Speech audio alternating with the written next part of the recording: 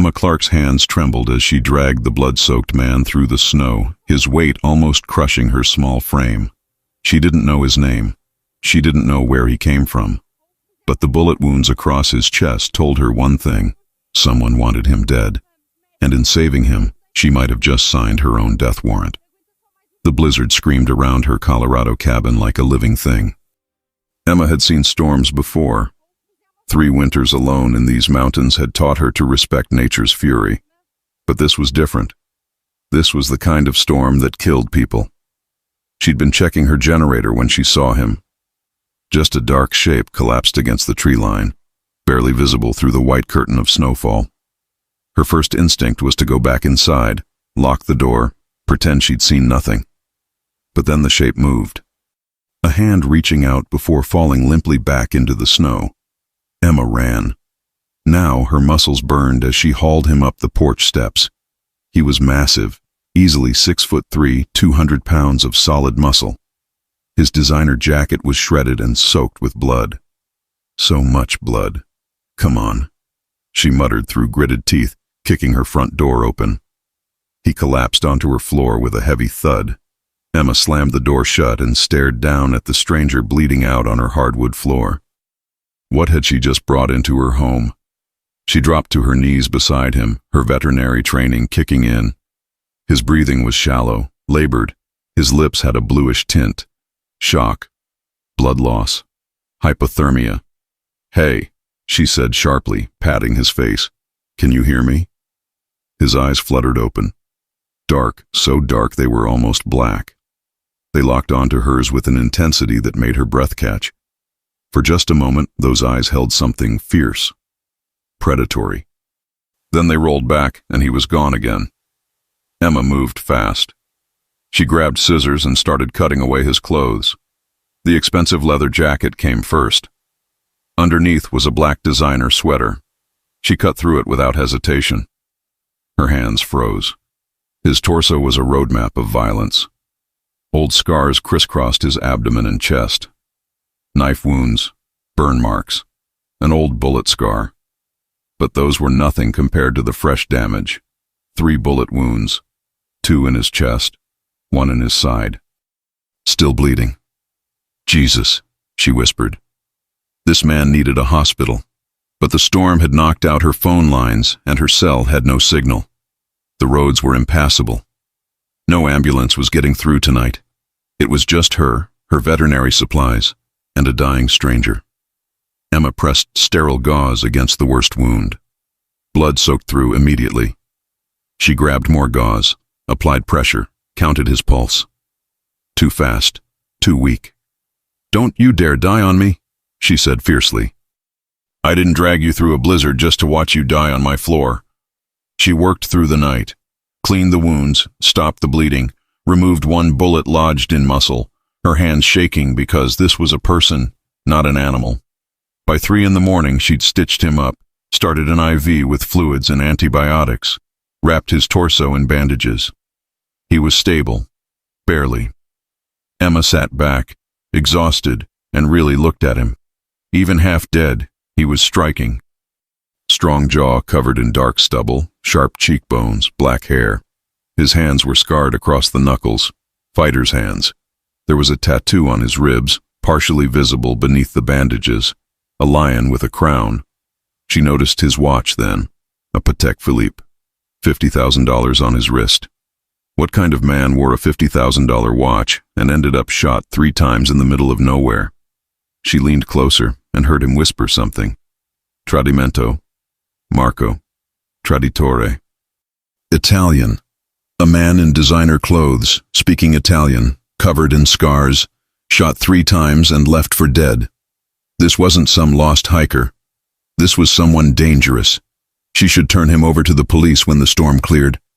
That was the safe thing. But as she watched him fight for breath, something in her chest tightened. She knew what it felt like to be broken and left for dead. Her ex-boyfriend, Ryan, had spent 2 years systematically destroying her. Her confidence, her sense of self, her ability to trust. She'd escaped to these mountains to heal. This man needed someone to save him. The storm raged for 3 days. Emma barely slept, monitoring him around the clock. His fever spiked the second night. She bathed him with cool cloths, forced fluids through his IV, prayed. He talked in his delirium. "Father, I'm sorry. So much blood. Valentina, stay down. I'll protect you." And once, a name. Luca. Emma decided that would be his name, until he woke up. On the third day, the fever broke. Emma was dozing when she heard him groan. Her eyes snapped open. Luca was awake, staring at her ceiling with confused eyes. "Hey," she said softly. "Easy. Don't try to move." His head turned toward her. "Where am I?" "My cabin, in Colorado. I found you 3 days ago during the blizzard. You'd been shot." His jaw tightened. He tried to sit up, and she put a hand on his shoulder. "Don't move, you'll tear your stitches." "Who are you?" "Emma Clark. And you are?" He stared at her for a long moment. She saw panic flicker across his face. I don't remember." "What's the last thing you do remember?" "Nothing. Cold, pain, trees." His eyes pinned her. Nothing before that. Emma's heart sank. Trauma-induced amnesia. "You were speaking Italian in your fever. You said a name. Luca." "Does that mean anything?" Something flickered in his expression. "Luca, it feels right." "Okay, Luca then." She checked his pulse. "You're lucky to be alive. 3 gunshot wounds, hypothermia, blood loss. You saved my life." His gaze moved over her face. "Why?" "Because everyone deserves a chance." Something softened in his expression. Then the wariness returned. "The people who did this, they might come looking. I know." His hand caught her wrist, his grip strong.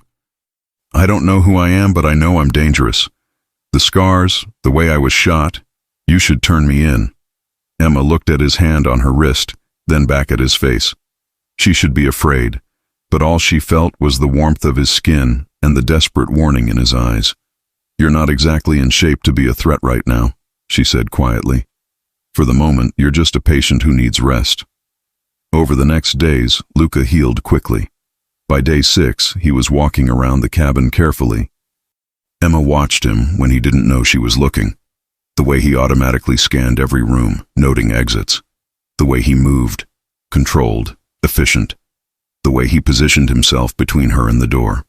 He didn't remember who he was, but his body remembered how to survive. On the 7th night, Luca broke their comfortable silence. "Tell me about yourself, Emma Clark. Who saves strange men in blizzards?" She looked up from her book. "What do you want to know?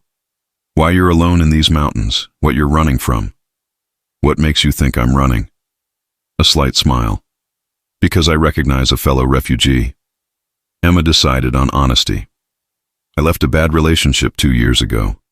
My ex was a deputy sheriff, controlling, manipulative, sometimes violent. Everyone loved him. No one believed me. So I ran, bought this cabin, started over." Luca's expression darkened. "This ex, he's still looking for you?"